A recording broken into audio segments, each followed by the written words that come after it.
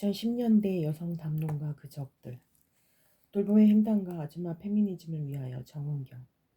들어가며 탈락만화 이후 2. 혐오 프레임, 정체성 정치, 정치적 올바름. 3. 일하는 아내와 일하는 엄마 그리고 일하는 딸. 4. 돌봄의 젠더 정의. 5. 나오며 아줌마 페미니즘을 위하여 국문 요약. 본고는 90년대 여성문학이 성취한 탈락만화 이후의 여성 담론을 살펴보고 돌봄의 젠더 평등에 대해 고찰하였다. 2010년대 여성 담론은 정체성, 정치, 여성 혐오, 정치적 올바름을 중심으로 구성되어 왔다. 그러나 광대 여성성 논의와 차이의 정치학은 젠더 불평등의 2차원적 문제 중인정 투쟁에 편중한 것이고 상대적으로 분배 문제를 간과해왔다. 본고는 경제적 불평등과 성병 노동에 초점을 맞춰 여성의 일과 가사노동, 돌봄의 문제에 대해 집중적으로 살펴보았다. 조남재 82년생 김지영의 여성 혐오와 맘충이라는 비하에는 가정과 엄마의 영역에 침범한 자본주의적 발상의 실태를 보여주는 것이고 가사와 돌봄을 둘러싼 심각한 젠더 부정의에 대해 이의제기하고 있다. 낸시 프레이저는 신자유주의 레짐이 사회복지 투자를 철회하고 여성 인력을 유급 노동화함으로써 심각한 돌봄 공백을 가져왔다고 비판하고 있다. 낸시 프레이저는 이에 대한 대안으로 세 가지 언급한 바 있다. 보편적 생계 부양자 모델, 동등한 돌봄 제공자 모델, 보편적 돌봄 제공자 모델이 그것이다. 이 중 첫 번째는 남성을 보편화하고 있고 두 번째는 여전히 차이를 생산하고 있다는 점에서 한계가 있다고 지적하면서 모든 사람을 돌봄의 주체, 즉 여성으로 상정하는 세 번째 방안을 적극 제시한다. 김혜진의 딸에 대하여에서 동성애 커플과 치매 노인을 돌보는 여성 화자는 낸시 프레이저의 세 번째 대안의 의미심장한 실현일 수 있다. 나와 딸의 동성 커플은 돌봄 공동체로 연대하면서 혈연가족 이데올로기와 동성애 혐오를 횡단하고 동시에 보편적 돌봄 제공자 모델을 체현하고 있다. 2010년대 이후 여성 담론은 인정투쟁과 분배투쟁을 동시에 고려하면서 남성과 화해롭게 공존할 수 있는 페미니즘에 대해 공부해야 한다. 주제어 돌봄, 탈낭만화, 낸시 프레이저, 조남주, 82년생 김지영, 김혜진, 딸에 대하여 동성애, 여성 혐오, 일 들어가며 탈낭만 이후 체업의 기혼 여인에 대한 독해는 논란의 대상이 되곤 했다. 현대 여성 독자들은 사랑 없이는 한순간도 살 수 없는 주인공 올렌카에 대해 주체성 없는 의존적 여성의 전형으로 비판하곤 하지만 한편에는 타자에게 끊임없이 자신을 내어주는 사랑의 속성을 잘 그려낸 작품이라는 평가도 있어왔다. 네 번이나 읽으면서 감탄했다는 톨스토이의 이 작품에 대한 애정은 사랑과 모성에 헌신하는 여성을 이상화한 남성적 독서의 대표로 볼 수 있다. 90년대 쏟아진 여성 작가의 소설은 페미니즘 측면에서 고무적 현상으로 논의되기도 했지만 어떤 측면에서는 체홉의 올렌까지의 후예들이라고 할 수 있다. 신경숙은 물론 은희경, 정경민의 작품에서 여전히 사랑을 갈구하는 여성의 모습을 발견했기 때문이다. 거칠게 말하면 신경숙의 낭만적 감상성은 말할 것도 없고 은희경의 탈낭만적이며 냉소적인 여성 화자들도 그 냉소의 정념만큼이나 진정한 사랑을 갈구하는 아이러니를 보여주며 집을 나온 정경린의 여성들 또한 제도 밖의 치명적 사랑에 집착함으로써 여전히 사랑에서 노연하고 잊지 못하고 있기 때문이다. 하여 90년대 여성 작가의 소설은 좋은 의결에서건 나쁜 의미에서건 여성적 글쓰기의 어떤 측면을 드러내고 있다고 할 수 있다. 여기에서의 여성적 글쓰기란 일면적으로 사랑을 대타자로 설정할 수밖에 없는 여성의 운명을 드러내고 있다는 것이다. 물론 근대 소설의 탄생이 로맨스와 밀접하게 관련이 있다는 것은 이미 밝혀진 바이지만 이언아트 유독 사랑과의 천연성을 드러내는 여성 작가의 작품은 사랑이 전부일 수밖에 없는 뒤움박 팔자로서의 여성의 운명을 역설적으로 드러낸다. 그러나 사랑과 결혼이 여성의 단 하나의 운명은 아닌 것이다. 90년대 여성 소설은 기존의 방식과 다를지라도 남자 혹은 사랑을 어떻게 처리할 것인가를 중요한 의제를 다뤘다. 가령 1984년 이상문학상 수상작인 서은영의 먼 그대는 남성의 폭력과 가부장제에 대해 동일한 폭력적 방식으로 돌려주고 초월적 주체를 통해 불합리한 모순을 운명으로 받아들이는 기이한 순교자의 여성을 보여주었다. 이는 해겔의 주인과 노예의 변증법에 대한 문학적 변천으로서 문자의 마조히즘은 피학적 쾌락의 현현이라기보다는 남자라는 단 하나의 운명을 능동적으로 받아들이는 주인 되기에 비논리적 형상이라고 볼 수 있다. 사랑이 근본적으로 인정투쟁이라는 것을 보여주는 중요한 텍스트이다. 90년대 탈낭만의 성과를 이어받은 2000년대 이후 여성 소설에서 낭만적 사랑에 대한 순진한 기대나 이상화가 사라진 것이 사실이다. 정의연의 텍스트는 영리한 여성들이 낭만성을 삭제한 사랑과 성을 통해 어떻게 분배해서 이득을 볼 것인가를 보여주었다.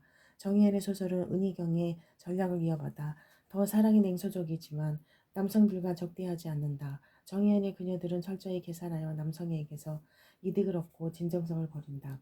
2000년대 이후 문학 담론에서 여성문화 여성주의 논의는 이전에 비해 현저하게 약화되었다고 할 수 있다. 이에 대해서는 다성적 서사, 탈내향적 화자, 하이브리드 주체의 등장, 피레파 논쟁과 관련된 탈구조주의 이론의 역량, 정체성 해체, 차이의 정치학을 원인으로 지목하는 논의들이 있어왔다.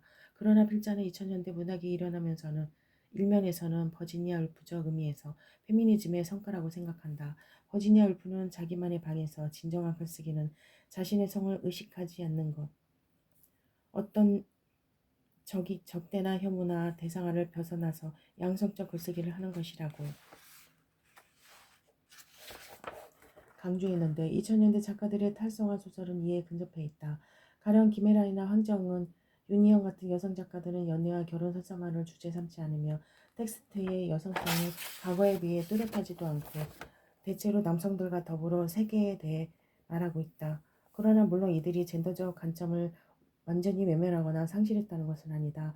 가령 김혜란의 어머니와 딸을 이야기하고 있는 칼자국이나 돌봄 로봇이 등장하는 윤희영의 데니아 같은 작품은 여성적 문제의식에서 나온 것이라고 볼 수 있다. 그러나 대체로 여성임이 분명한 작가, 화자의 관심이 이전 90년대만큼 연애와 결혼 서사를 향하고 있지는 않다는 것이다. 그렇다면 여성의 문제는 90년대에서 사랑과 결혼에 대한 탈낭만과 계몽으로 끝났는가? 여성의 문제를 논의할 때 여성성, 섹슈얼리티에 집중하는 것은 여성 삶의 다양한 방정식을 강조하는 것일 수 있다. 문학의 재점화와 확장을 위해 문학의 자율성이나 문학성의 재구성에만 집중하는 것이 문학의 다양한 지평을 상실하는 일이 될 수 있듯 성차와 섹슈얼리티에 대한 지나친 궁구는 여성 문제가 놓여있는 다양한 함수를 놓친 해법일 수 있다는 것이다. 버지니아 울프는 자기만의 방에서 여성의 글을 쓰려면 돈과 자기만의 방이 필요하다고 선언했다. 경제적 독립과 정치적 독립을 상징하는데 여기에는 한 가지가 빠져있다. 그것은 부유한 엘리트 가문 출신이나 이자 무자녀인 버지니아 울프가 간과할 수밖에 없는 부분이다. 가사와 돌봄 전담으로부터 해방. 이는 분배적 정의, 돈, 문화적 인정방으로 해결될 수 없는 부분이다. 아내와 엄마를 단순히 가사, 육아, 도우미로 대신할 수 없듯 물리적 노동과 종합적 능력, 시간, 애정이 필수적으로 요구되는 이 돌봄에서의 젠더 불평등이 해결되지 않는다며 젠더 정의의 실현은 불가능할 것이다. 본고는 돌봄의 젠더 평등 문제를 낸시 프레이저의 논의와 조남주, 김혜진의 소설을 통해 살펴보고 대안과 비전에 대해 생각해보고자 한다. 그 전에 2010년대에 불거진 여성 혐오의 프레임을 분배와 인정의 관점에서 짚고 넘어가도록 하자. 이 여성 프레임, 정체성 정치, 정치적 올바름. 낸시 프레이저는 젠더 불평등의 문제를 이가적, 이차원적으로 파악했다. 하나는 경제적 빈곤, 성별 분업을 통한 무임금 노동, 핑크 노동, 저임금 노동 등이고 또 다른 하나는 문화적 무시, 성적 대상화, 외소화, 비난 등의 평가절하이다. 경제적 빈곤은 분배의 차원으로 연결되고 계급적 억압, 문화적 차원의 무시나 혐오는 인정의 차원과 연결된다. 낸시 프레이저는 60년대 제2 페미니즘 물결 이후 페미니즘이 점차 정체성과 재현, 성차의 문제로 이동했으며 이를 통해 사회투쟁을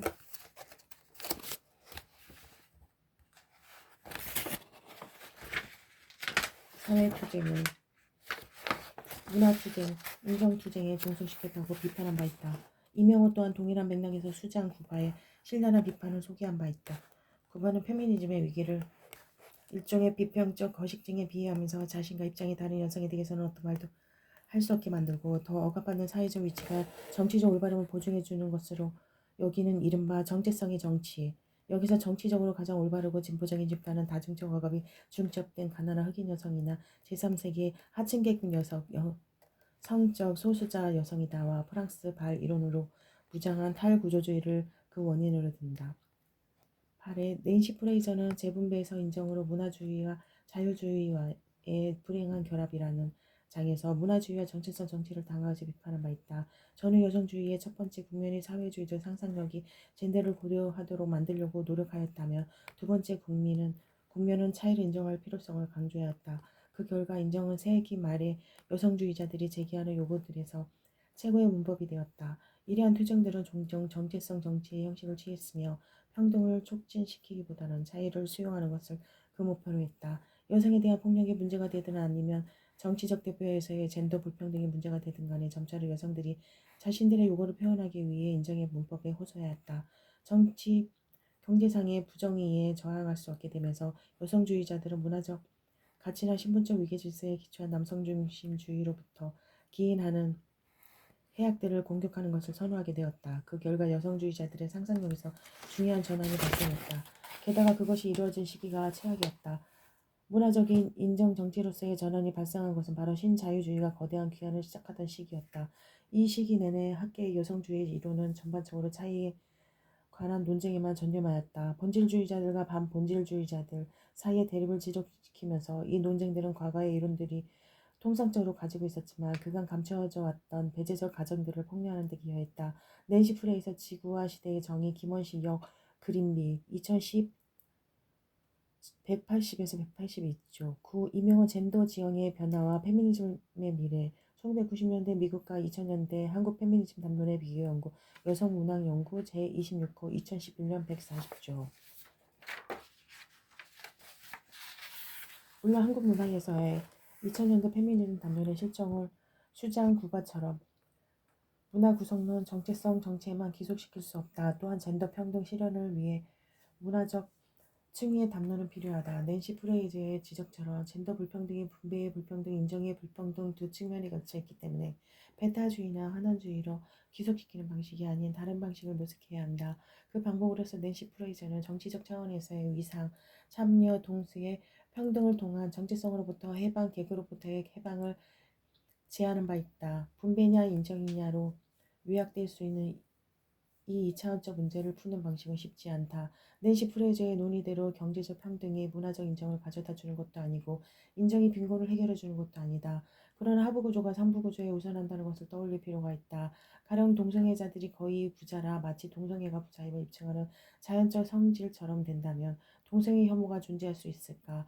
인정이 기반하고 있는 심리는 단순히 상징계적 차원의 문화적 투쟁의 문제가 아니다. 니체가 죄라는 말의 기원을 부채감에서 찾았듯이 2000년대 이후 차이의 정치학, 정체성 논의 등의 인정투쟁 중심의 문화주의는 이제 분배투쟁에 대해 생각해야 한다. 이미 그 차원은 시작되었다고 볼 수 있다. 가령 정의연 소설의 성정치 경제학은 연애와 결혼을 인정투쟁 차원이 아닌 분배의 문제와 연관시킨 사례라 할 수 있다. 더불어 생각해 보아야 할 것은 여성 혐오와 정치적 올바름의 문제이다. 혐오 프레임은 타자에 대한 혐오를 통해 자신을 주체화하고 정체성을 확립하는 것이다. 혐오는 단순히 여성 혐오만의 문제가 아니라 일대가 지목하는 호남, 종북, 좌파, 성소수자, 장애인, 이주 노동자라는 약자를 향해 있다는 점에서 단순히 성별 대립이 아니다. 강자의 정체성을 동일화하고 타자, 약자를 밀어내는 배제 전략이다. 정체성을 기반으로 작동한다는 점에서 혐오 프레임은 정체성 정치와 밀접하게 연관되고 정치적 올바름의 요구로 이어진다. 2010년대 이후 확산된 정치적 올바름이나 젠더, 퀴어 논의는 매우 기묘한 투쟁이다. 그러나 이것이 낸시 프레이저의 말대로 한 존재를 가로지르는 다양한 정체성을 간과하고 하나의 정체성으로 몰아시키는 효과를 내는 것은 아닐지에 대해 생각해 볼 필요가 있다. 또한 정치적 올바름, 차이와 타자에 대한 강박이 실제적 차원이 아닌 상징계적 차원에서의 재현 일체를 불신하는 일로 그치면 안 된다. 왜냐하면 언어는 기본적으로 오염되었기 때문에 말을 바꾼다고 해서 그 말에 부착된 정령까지를 제거하는 것은 아니기 때문이다. 가령 청소부를 도움이라고 고쳐 부른다 할지라도 폄하 무시가 없어지는 것이 아니다. 단지 옮겨갈 뿐이다. 혁명은 안 되고 방방 바꾸는 일이 될 수 있다는 것이다. 성적 대상화와 여성성의 규정 등에 대한 공포로 인해 무성성을 지향하고 젠더 재현을 기피하는 것도 마찬가지다. 낙관식으로 말하자면 상상계가 투영된 상징계에서 불평등을 제거한다고 해서 실제계의 불평등이 사라지는 것이 아니기 때문이다.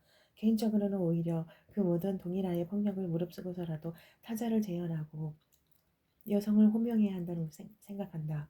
그것이 폭력의 의도가 아니더라도 그 동일성은 여성의 작품이든 남성의 작품이든 그 결과물은 비판되고 논의되어야 한다. 그럼으로써 실제계에 다른 효과들을 만들어내야 한다. 페미니즘 비평이 정치적 올바름에 강박되어 올바른 젠더와 섹슈얼리티를 가름하는 재판이 되어서는 안 되고 작품에서 재현된 숱한 우리의 젠더를 기반으로 불평등성을 제고하고 논의해야 한다. 또한 혐오 정치성 정치적 올바름의 논의는 단순히 문화적 인정투쟁장 상징계에 머무는 것에서 벗어나 사회경제적 차원에 대해 적극적으로 사유해야 한다. 전상진의 논의에 따르면 극혐의 쓸모는 문화적 차원에서 삶의 방향을 제시하고 정체성 근거를 제공한다. 경쟁 상대의 권리를 몰수할 수 있는 합리적 설명을 제공한다. 고통에 시달리는 이유와 무엇보다 누가 원흉인지 알려준다. 즉 혐오는 많은 논자들이 지적했듯 무한 경쟁과 신자유주의 불안정성에서 기반하고 있는 것이다. 제 특혜의 예에서 알 수 있듯 실업률의 증가와 경제적 불안정성에서 발생한 두려움은 타자에 대한 혐오를 통해 자신의 고통을 이해하고 합리화하게 만든다. 극심한 양극화, 신자유주의 경쟁체제가 이제 노동자와 여성을 경쟁자로 호출하여 책임을 전가하는 혐오의 근본적 구조이다. 혐오 문화를 바꾸기 위한 근본적 해결책이 억압보다는 더 많은 민주주의에 있다는 지적처럼 시민교육 강화와 사회적 불평등 해소를 모색해야 한다. 여성 혐오를 인정의 차원보다 분배의 차원에서 생각해야 하는 이유이다. 3. 일하는 아내와 일하는 엄마 그리고 일하는 딸. 2010년대 사회적으로 들끓었던 여성 담론은 낸시 프레이저의 두 가지 차원을 동시에 지니고 있다. 하나는 가사노동, 경력단절, 육아, 돌봄 등의 분배와 관련된 문제이고 또 하나는 여성 혐오로 대변되는 무시와 인정 등의 문화적 차원이다.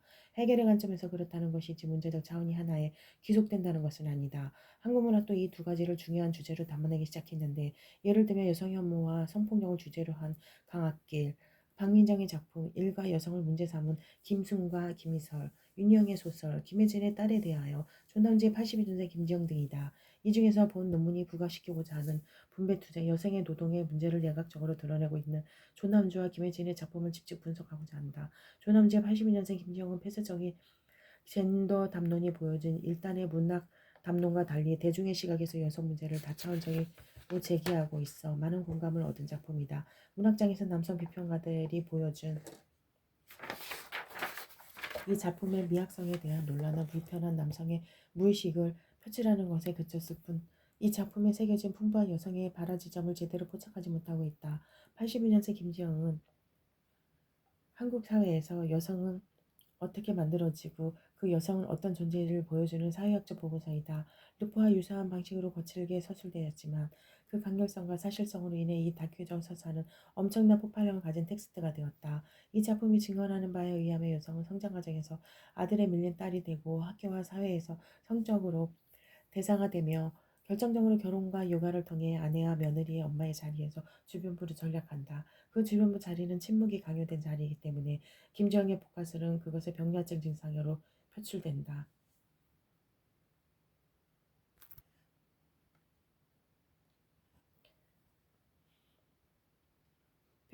김지영의 분열증은 그녀가 임금 노동자, 양육자, 아내, 며느리 등의 정체성을 조화롭게 통합시키거나 성공적으로 수행하지 못한 데에서 발생한다. 왜냐하면 그 정체성의 간극이 크고 심지어 모순되거나 충돌하기 때문이다. 보편적 시민권이 직장에서의 약자이자 성적 대상인 여성, 시댁에서의 며느리, 가정에서의 하녀로 미끄러지고 추락한다. 그것이 남자에게 문제가 되지 않는 것은 젠더 측면에서 직장, 친척, 가정에서 언제나 주인의 자리를 차지하기 때문이다. 카 기획팀 인력 구성은 전적으로 대표의 뜻이었다고 한다. 대표는 업무 강도와 특성상 일과 결혼생활, 특히 육아를 병행하기가 힘들다는 것을 잘 알고 있고 그래서 여직원들을 오래갈 동료로 여기지 않는다. 대한민국은 OECD 회원국 중 남녀 임금 격차가 가장 큰 나라다. 2014년 통계에 따르면 남성 임금을 100만 원으로 봤을 때 OECD 평균 여성 임금은 84만 4천 원이고 한국의 여성 임금은 63만 3천 원이다. 또 영국 이코노미스트지가 발표한 유리천장 지수에서도 한국은 조사국 중 최하위 순위를 기록해 여성이 일하기 가장 힘든 나라로 꼽혔다. 김지영 씨가 회사를 그만둔 2014년 대한민국 기혼 여성 5명 중 1명은 결혼, 임신, 출산, 어린 자녀의 육아와 교육 때문에 직장을 그만두었다. 한국 여성의 경제활동 참가율은 출산기 전후로 현저히 낮아지는데 20에서 29세 여성의 63.8%가 경제활동에 참여하다가 30에서 39세에는 58%로 하락하고 40대부터 다시 66.7%로 증가한다. 김정씨의 주변에도 아이를 기간에 보내고 일을 다시 시작한 엄마들이 많았다. 원래 일하던 업종에서 프리랜서로 전환한 경우도 있었고 방문교사나 학원 강사, 공부방, 창업 등 사교육 시장에 뛰어든 경우도 있었고 캐셔, 서빙, 정수기 관리, 전화 상담 등 각종 파트타임으로 일하는 경우가 많았다. 직장을 그만둔 여성의 절반 이상이 5년이 넘도록 새 일자리를 찾지 못하는 실정이다. 어렵게 재취업하더라도 직종과 고용 형태 면에서 모두 하향 이동하는 경우가 많다. 그놈의 돕는다 소리에 좀 그만할 수 없어. 살림도 돕겠다. 애 키우는 것도 돕겠다. 내가 이러는 것도 돕겠다. 이 집 오빠 집 아니야? 오빠 살림 아니야? 얘는 오빠 애 아니야? 그리고 내가 일하면 그 돈은 남아서 왜 남의 일에 선심 쓰는 것처럼 그렇게 말해. 어떤 분야든 기술을 발전하고 필요로 하는 물리적 노동력은 줄어들게 마련인데 유독 가사노동에 대해서는 그걸 인정하지 않으려 한다. 전업주부가 된 후 김지영 씨는 살림에 대한 사람들의 태도가 이중적이라는 생각이 들 때가 많았다. 때로는 집에서 논다고 난이도를 후려갔고 때로는 사람을 살리는 일이라고 떠받들면서 좀처럼 비용으로 환산하려 들지 않는다. 값이 매겨지는 순간 누군가는 지불해야 하기 때문이겠지. 4. 나도 남편이 벌어다주는 돈으로 커피나 마시면서 돌아다니고 싶다. 맘충팔자가 쌍팔자야. 한국 여자랑은 결혼 안 하려고. 위에서 인용한 문장들은 일하는 아내와 일하는 엄마의 존재가 어떠한지를 잘 보여준다. 여성들은 결혼과 육아 때문에 직장에서 일과 승진에서 배제되거나 혹은 배려되거나 그래서 남자들보다 37% 적은 임금을 받으며 남자들이 하루 평균 45분 해주는 집안일을 227분을 하고 어린 두 자녀가 있는 전업주부의 경우는 월 371만 원의 고된 노동을 무임금으로 해낸다. 특히 이 작품에 공감하는 여성들 중에는 육아하는 전업주부가 많다. 김지영이 결정적으로 태행적이고 병리적 징후를 보인 것은 결정적으로 출산과 육아 그리고 무임금의 돌봄 노동에 종사하게 된 경력 단절 이후에 이르기 때문이다. 위 인용문란은 경력 단절 이후 고용시장에 뛰어든 여성들이 열악한 저임금 노동으로 밀려나는 현상을 고발하고 있다. 그러나 김정의 공경은 가사와 육아라는 무임금 노동이나 절대적 빈곤됨만은 아니다. 김정은 여성이라는 자각으로 몰아넣은 것은 성차별에 의한 상대적 빈곤이자 노동 착취이다. 또한 위 인용문에서 알 수 있다. 이 작품은 가사와 돌봄의 부재하는 인정의 문제를 드러내고 있다. 인용문 사이의 맘충팔자라는 발언으로 드러나는 멸시와 모욕, 마가 고발하는 돌봄과 살림에 대한 이중적인 태도가 보여주는 여전한 성별 분업의 구도 등으로 전업주부에 대한 사회의 현재적 시각을 보여준다. 맞벌이 가구 44.9%라는 수치에서 알 수 있듯 절반의 여성이 임금 노동자가 된 현재 전업주부는 무임승차라거나 부유층으로 멸시와 질시의 대상이 된 것이다. 요리와 살림 육아를 아무리 잘해도 가족의 평가는 인색할 뿐 아니라 집 바깥에서는 아무 의미나 효용을 갖지 못하고 전문성도 인정받지 못한다. 맘충이란 말은 이제 가정과 엄마의 영역에 침범한 자본주의적 발상의 실태를 보여주는 것이기도 하다. 현재 한국 사회는 82년생 김지영이 제기하는 가사와 돌봄을 둘러싼 젠더 부정의를 심각하게 앓고 있다. 출산율 1.26, 2017과 비혼 3포레대 경력 단절녀, 독방 육아, 병설 유치원 등의 이슈는 현재 한국 사회의 페미니즘 재부상의 지점을 보여주고 있는데 이는 단순히 사회 재생산에 그치는 문제가 아니다.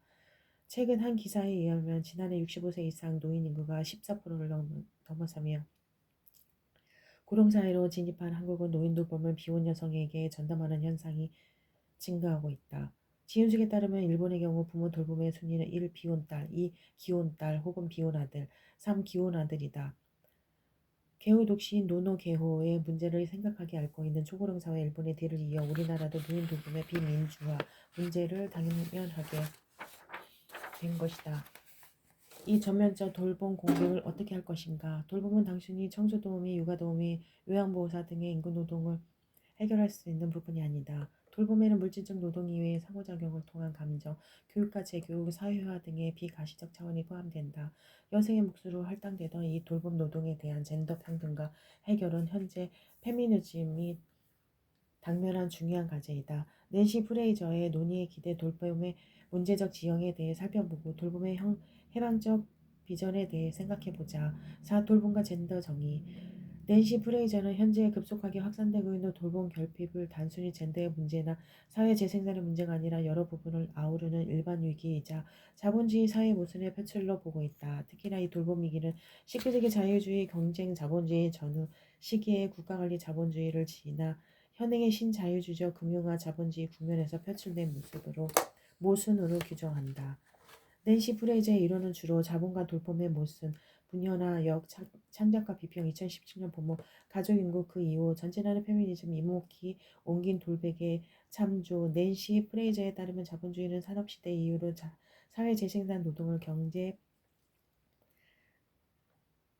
생산으로부터 분리했다. 사회 재생산 노동은 여성과 경제 생산은 남성과 연계하면서 생산 노동은 화폐로 지불된 반면 재생산 활동은 사랑이나 선행으로 주저하면서 근대적 형태의 새로운 여성 종속화의 제도도 기초를 닦아왔다는 것이다. 그 역사적 과정은 다음과 같다.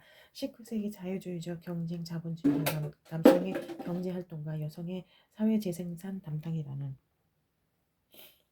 성별 분업을 통해 주부화를 이상화시켰고 20세기 국가관리 자본주의는 가족임금 모델을 안착시키면서 돌봄을 국가와 시장에서 지원했으며 그리고 현재 금융화 신자유주의 자본주의는 여성 노동을 적극적으로 경제 생산에 편입시키면서 맞벌이 가족을 이상화시키는 한편 돌봄 공백을 발생시켰다. 미국의 경우 1980년대쯤 등장한 신자유주의적 금융화 자본주의 레짐은 다음과 같이 서술된다. 세계화하면서 신자유주의적인 이 레짐은 국가와 기업이 사회복지로부터 투자를 처리하도록 독려하는 한편으로 여성은 유급 노동력으로 충원하고 돌봄 노동을 가족과 공동체로 외부화하여 이들이 실제로 돌봄 노동을 수행할 역량을 감소시킨다. 그 결과 비용을 지불할 수 있는 사람을 위한 상품화된 조직과 지불 능력이 없는 사람들을 위한 개인화된 조직으로 이중화되어 후자 가운데 일부가 저임금으로 전자를 위해 돌봄 노동을 제공하는 새로운 재생산 조직이 나타났다. 이와 더불어 페미니즘의 연이은 비판과 탈산업화로 인해 가족임금은 더 이상 신뢰받지 못하는 상황이 되었다. 이렇게 해서 기존의 이상형은 오늘날 맞벌이 가족 규범으로 대체된다. 위 인용문에 따르면 신자유주의 체제는 여성을 경제 생산의 장으로 적극적으로 호출하고 유급 노동하면서 돌봄 노동을 자연스럽게 가정의 영역에서 외화하거나 시장 영역으로 적극적으로 편입시킨다. 한편으로는 이것이 젠더 평등을 향해 있는 듯하지만 실제로는 외벌이만으로는 가정을 유지할 수 없도록 실질 임금에 축소하고 맞벌이 가족을 이상화하고 있으며 탈식민 국가를 활용한 글로벌 돌봄 사슬 빈국의 이주민이 북극의 도우미로 이전을 통해 돌봄 강국을 메우는 젠더 차별적 전략을 활용하고 있다는 것이다. 낸시 프레이저는 이 국면을 자본주의 체제가 경제 생산을 위해 기대고 있는 비경제적 영역, 즉 사회의 경제 생산을 붕괴하고 잠식하는 자본주의 뿌리 깊은 모순의 현장으로 진단하고 있다. 낸시 프레이저의 논의는 우리 사회가 당면하고 있는 저출산, 비혼, 육아, 미혼모의 문제가 단순히 젠더 문제가 아님을 보여준다. 여기에는 사회 유지를 위해 필수적인 비경제적, 비가시적 서비스, 가족과 공동체 내부에 기속되었던 무급 노동을 전면적으로 임금 노동화하고 상품화하는 자본주의 완전 정복의 음모가 작동하고 있다. 노인 돌봄의 비민주적 요양원 시설 부족, 1인 가구 급증 등도 이러한 거대한 체제의 맥락 속에 놓여 있는 것이다. 그렇다면 이 돌봄 공백을 어떻게 풀 것인가? 다시 낸시 프레이저의 논의를 참고해보자. 낸시 프레이저는 남성이 가장인 이성의 핵가족 이데올로기가 추구했던 가족임금, 남성이 돈을 벌어오고 아내 어머니는 이를 소비했던 형태를 대체할 모델을 제시한다. 첫 번째는 대다수 미국 페미니스트와 자유자들이 옹호하는 보편적 생계부양자 모델이다. 성별과 상관없이 임금 노동자를 보편적 생계부양자로 상정하는 이 모델에서는 여성 고용을 증진함으로써 젠더 정의를 실현시키는 듯하지만 여기에 여성의 정규직, 보장, 돌봄 노동에 대한 국가 지원 및 시장화 돌봄의 지위와 임금의 향상, 직장 내 성차별 문화 개혁 등의 해결 과제가 들어있다. 특히 낸시 프레이저는 이 모델이 남편과 유사한 삶을 사는 여성과 싱글 여성에게는 유리하겠지만 그렇지 않은 여성들에게는 이전과 동일한 성별 분업 속에서 살아가게 될 가능성이 높은 모델이라고 보고 있다. 두 번째는 서유럽 페미니스트와 사회주의자들이 실천하고 있는 동등한 돌봄 제공자 모델이다. 이 모델은 여성의 임금 노동 현장을 유연화하고 국가가 돌봄 수당을 제공함으로써 여성의 육아 역할을 보장하는 것이다. 이 모델은 여성을 남성의 삶과 동일한 방식으로 만들지 않고 차이를 유지하면서 비공식 가사 노동을 공식적인 임금 노동과 동등하게 할 수 있다는 점에서 긍정적이며 육아 천국이라는 서유럽의 이미지를 통해 우리나라에서도 이상화된 모델이다. 그러나 이 모델에서도 여전히 직장 내에서 남성과 동등한 기회를 갖고 싶어하는 여성들에게는 불만일 수밖에 없는, 또한 여전히 젠더 불평등을 유지한다는 측면에서 충분히 유토피아적이지 않다고 진단한다. 낸시 프레이저가 사고 실험이라는 이름으로 제출하고 있는 세 번째 유형은 보편적 돌봄 제공자이자 이 모델은 모든 사람을 돌봄의 주체, 즉 여성으로 상정하는 것이다. 지금 현재 여성의 생활 패턴을 모든 사람의 규범으로 삼도록 하는 것, 즉 생계 부양 노동과 돌봄 노동 양쪽을 하고 있는 현재 여성을 보편자로 상정하는 것이다. 이 비전은 사회 체제를 남성 중심에서 여성으로 이동함으로써 젠더 불평등을 해결할 수 할 뿐 아니라 돌봄 공백이라는 긴급한 문제를 해결할 수 있다는 점에서 해방적이고 실용적이며 효율적이다. 이 비전이 실현된 사회의 모습은 다음과 같다. 동등한 돌봄 제공자 모델과 달리 고용 분야가 두 가지 다른 형태로 나뉘지 않을 것이다. 모두 일자리는 돌봄 제공자인 동시에 노동자인 사람들을 위한 방식으로 고안될 것이다. 모든 사람은 지금의 상근집보다 주중 노동 시간이 줄어들 것이다. 그리고 모든 사람이 취업을 가능케 하는 서비스를 지원받게 될 것이다. 하지만 보편적 생계부양자 모델과는 달리 돌봄 노동을 사회 서비스에 넘기라고 생각하지 않아도 된다. 상당수 비공식적인 노동은 공적 지원을 받고 단일 사회보장제도 체계에서 임금 노동과 동등하게 통합될 것이다. 어떤 비공식적 노동은 친척이나 친구가 집에서 수행할 수도 있다. 그런 가구들이 반드시 이성에 헷가줄 필요는 없다. 그 외에 지원받는 돌봄 노동은 전적으로 가구 바깥에서 실시될 수도 있다. 말하자면 시민사회에 자리할 수도 있다. 국가가 재정을 지원하지만 지역적으로 조직된 시설에서 무자녀 성인들, 노인들 또 혈육에 대한 책임을 져야 할 필요가 없는 사람들이 부모 역할에 합류할 수도 있고 어떤 사람들은 민주적이고 자기관리 형태를 띤 돌봄 노동 활동에 합류할 수도 있다. 단지 보편자의 여성을 대입시켰을 뿐이지만 위의 비전은 급진적이고 유토피아적이다. 이 모델의 국가와 시장이 어떻게 결합할 것인가는 또 다른 관건이지만 분명한 것은 남성주의의 이성의 핵가족에서 탈피할 수 있을 뿐 아니라 자본주의의 전면에 대해서도 연대 저항할 수 있는 모델이라는 것이다. 어린이집, 유치원 부족과 불합리한 서비스, 노인 돌봄의 낙후성과 퇴행, 공동체 지원의 부재 등에 대한 다양한 현재적 불만을 남성 돌봄자의 몫으로 확산시킨다면 여성 분리적 젠더의 문제는 해결의 실마리와 강력한 추동력을 얻게 될 것이다. 이러한 모델을 가정하면서 김혜진의 딸에 대하여 민음사 2017에 투영되어 있는 돌봄 현실과 젠더 해체적 비전에 대해 살펴보자. 딸에 대하여는 엄마인 화자가 동성애 자인 딸과의 일상을 담고 있는 소설이다. 그러나 이 소설의 문제성은 동성애에 있는 것이 아니라 잠재적 층위에서 보여주는 돌봄의 횡단성에 있다. 줄거리는 다음과 같다. 여성화자인 나는 60대 여성으로 남편을 잃고 요양원에서 요양보호사로 일하고 있다. 본격적인 이야기는 30대 중반의 대학 시간 강사인 외동딸이 동성 파트너를 데리고 들어오면서 시작된다. 둘이 함께 마련한 전세 보증금을 딸이 시위 관련 일에 급히 사용함으로써 나는 딸의 커플을 받아들이게 된다. 서사의 한 축은 나와 딸의 커플이 갈등하는 일상으로 구성되면서 동성애자 딸에 대한 나의 노여움과 원망, 파트너에 대한 혐오와 경원 등의 정념이 따른다. 또 다른 한 축은 나가 요양원에서 돌보는 치매 환자 젠 이재희가 돌봄 일상을 따라가면서 전근대적 혈연가족 냉혹한 시설의 자본주의 논리와 이에 대항하는 새로운 가족 공동체의 연대를 보여준다. 화자인 나는 이 작품에서 전근대적인 혈연가족 이데올로기를 옹호하는 성소수자 반대자로 등장한다. 아이도 낳지 못하는 부부라는 아무 의미 없으며 남들은 어찌되든 내 딸이기 때문에 숨과 채운 피와 살을 나눠준 내 자식 하나이기 때문에 직장도 버리고 전부를 걸었다는 가족 배타주의를 자연스럽게 내재화하고 있는 평범한 인물이다. 이러한 배타성을 작가는 이렇게 표현하고 있다.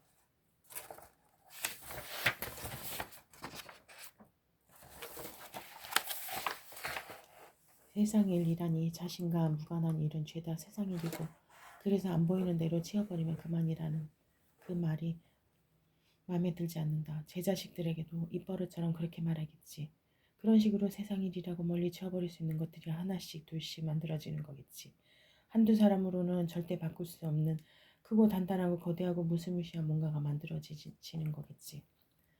그런 나에게 독신으로 살면서 피 한 방울 섞이지 않는 타인을 돕는 일에 평생을 바친 치매에 놓인 쟤는 도저히 이해할 수 없는 인물이다. 미국으로 유학을 가서 그 어려운 공부를 마치고 이민자 자녀와 입양 아들을 돕는 데 헌신하고도 덩그러니 공로패만 안고 요양원에 남게 된 쟤는 나의 입장에서 본다면 인생을 낭비한 한심하고 어이없는 존재인 것이다.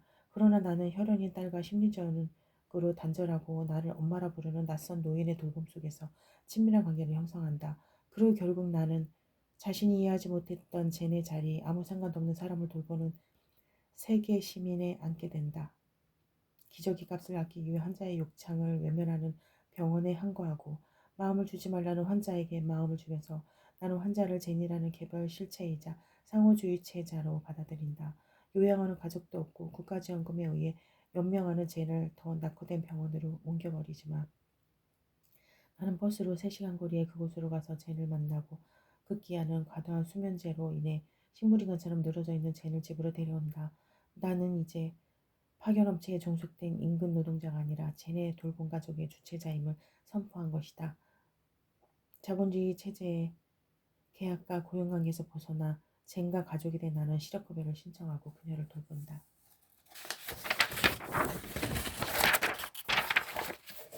평화로운 죽음이 따사로운 가족 풍경으로 돌아올 때까지 그리고 이 돌봄을 통한 새로운 가족 공동체의 구현은 또 하나의 새로운 횡단을 가져다 준다. 즉 딸의 커플을 동성애자 레즈비언과는 타자화된 정체성을 지우고 돌봄 공동체로 받아들이게 된 것이다. 나는 레즈비언 딸에 대한 강한 반발감, 성소수자 정체성으로 인해 강사 해임된 딸에 대한 측은함 사이에서 갈등하면서도 딸의 동성애를 절대 용납하지 못하지만 이러한 대립은 젠을 돌봄 노동 속에서 잊혀지고 해소된다. 나와 딸의 내가 데려온 젠과 딸애가 데려온 그 애가 머무르는 집안에 신선한 바람이 새어든다. 종일 내가 한 것은 젠의 곁에서 다시금 저녁이 오길 기다린 것뿐이다. 고요한 저녁이 오고 거짓말처럼 아무 일도 없이 하루가 지난다. 날 돕는 건 언제나 딸애가 아니고 그 애다. 젠을 두고 외출할 때도 젠의 식사를 준비할 때도 젠을 목욕을 시킬 때도 나는 그의 도움을 받아야 한다. 젖은 기저귀가 가득 담긴 무거운 쓰레기 봉투를 내놓는 것도 그 애다. 때때로 젠은 내 말보다 그의 말을 더 잘 듣는 것 같다. 내게는 심술을 부리며 억지를 쓰다가도 그 애가 하는 말에 고분고분해진다. 쟤는 토요일 오후에 숨을 거두었다. 아침 뉴스에서 예보한 것처럼 신선한 바람이 불고 햇살이 좋은 날이었다. 딸애가 케이크를 사러 나가고 내가 마당에서 빨래를 넣는 사이에 쟤는 소파에 비스듬히 누워 잠이 들었다. 주방에서 과일을 씻던 그 애는 젠이 잠든 줄로만 알았다고 했다. 딸애와 나, 그 애가 좁은 주방을 이리저리 오간다. 고요하고 신속한 움직임, 내 신경 온통 젠에게 가 있다. 그래서 그이와 한 공간에 있다는 사실, 그 사실이 불러오는 불쾌함과 어색함을 까맣게 잊은 사람 같다. 아무런 거리낌이 없는 그래서 너무나 자연스럽고 고요한 순간들이 거짓말처럼 지나간다.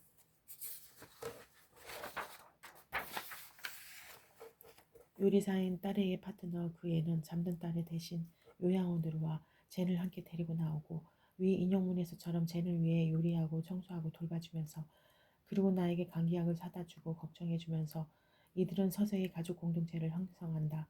비록 이들의 평화로운 가족 풍경은 동성애를 둘러싼 인정투쟁의 은폐에 의해 성립한 것일지라도 돌봄 노동 속에 각각의 정체성 투쟁의 대립을 용해시키고 우화시키고 있다는 것은 중요한 지점이다. 위 인용문의 자연스럽고 고요한 순간으로 상징되는 화해는 혈연가족 너머의 타자이자 절대적 약자이며 세계 시민인 젠이 가져다준 평화 잠깐의 휴전인 것이다. 역설적이게도 혈연가족을 고집하던 나와 가족이 뭔데 힘이 되고 곁에 있고 그런 거 아니야 라고 대립하던 딸에게 딸에는 혈연을 넘어선 돌봄 가족으로 결속한다. 이 작품은 이렇듯 돌봄을 통해 새로운 가족에 대한 대안 그리고 이성의 중심주의 해체를 보여주고 있는 또한 위에 낸시 프레이저가 제안한 제3의 비전을 생각해 볼 수 있는 지점들을 품고 있다. 가령 딸을 이성애자로 그 애를 남성으로 가정해보자. 위의 장면은 낸시 프레이저가 언급한 보편적 돌봄 제공자의 신뢰가 될 수 있는 것이다. 그의 노동과 봉사처럼 모두가 보편적 돌봄 제공자가 된다면 그것을 인종 및 성정체성 투쟁을 해방하곤 다른 젠더 불평등을 개선할 수 있는 횡단이 되지 않을까. 나오며 아줌마 페미니즘을 위하여 이상에서 90년대 여성문학의 성취와 탈락만화 이후의 여성 담론과 돌봄의 젠더 평등에 대해 고찰해왔다. 2010년대 여성 담론은 정체성, 정치, 여성 혐오, 정치적 올바름을 중심으로 구성되어 왔다. 그러나 과잉된 여성성 논의와 차이의 정치학은 젠더 불평등의 이차원적 문제적 인정 투쟁에 편중하는 것이고 상대적으로 분배 문제를 간과해왔다. 본고는 경제적 불평등과 성별 노동에 초점을 맞춰 여성의 일과 가사노동 돌봄의 문제에 대해 집중적으로 살펴보았다. 이러한 문제의식을 일종의 아지마 페미니즘이라 이름할 수 있을 것이다. 아지마 페미니즘이란 다음과 같은 취지에서 나온 것이다. 거칠게 말하자면 아지마 페미니즘이란 젊은 여성, 언니, 차별화되는 결혼 이후 혹은 비혼 이후의 여성의 노동과 일상에 대한 논의의 필요성을 요청하는 말이다. 즉 남자로 상정되는 여성의 사랑과 결혼에서 벗어나 일상의 노동 현장을 강조하고자 하는 데에서 나온 말이다. 2010년대 페미니즘 재부상과 관련하여 앞으로의 향방에 대해 한 가지 덧붙이고자 한다. 주디스 버틀러는 타인과의 관계 속에서 훼손됨을 두려워하지 말라고 했다. 나와 다른 타자성을 적대화하고 배제할 것이 아니라 그것과 적극적으로 대화하고 논의하는 것이 김수영이 말하는 사랑하는 싸움일 것이다. 혐오, 타자와의 프레임으로 오염이나 불순물을 적극적으로 제거하는 위생의 시작이다. 만약 이 프레임에서 남자와의 적대를 강조한다면 과거 연 페미니스트들의 페미니즘은 고소득과 자유연애, 담배를 안겨주고 남자를 빼앗았다는 비판이 반복될 것이다. 현재 우리 사회의 남성의식에는 가부장제 이데올로기 여성의 성적 대상과 여성 혐오 등 여전히 한계가 존재하고 있다. 그러나 그렇다고 남성과의 전성과 전투가 남성과 여성의 언제나 결별적 여성만의 세상을 목표로 하는 것은 아닐 것이다. 남성과 함께 살 수밖에 없다면 현재 남성 중심의 문화를 수정하여 더불어 살아가는 것을 목표로 하여야 한다. 그러기 위해서는 혐오로 분단된 여성 남성의 길을 다시 열고 상호 주체성에 기반한 사랑하는 싸움을 잘하는 방법을 강구하는 것이 필요하다.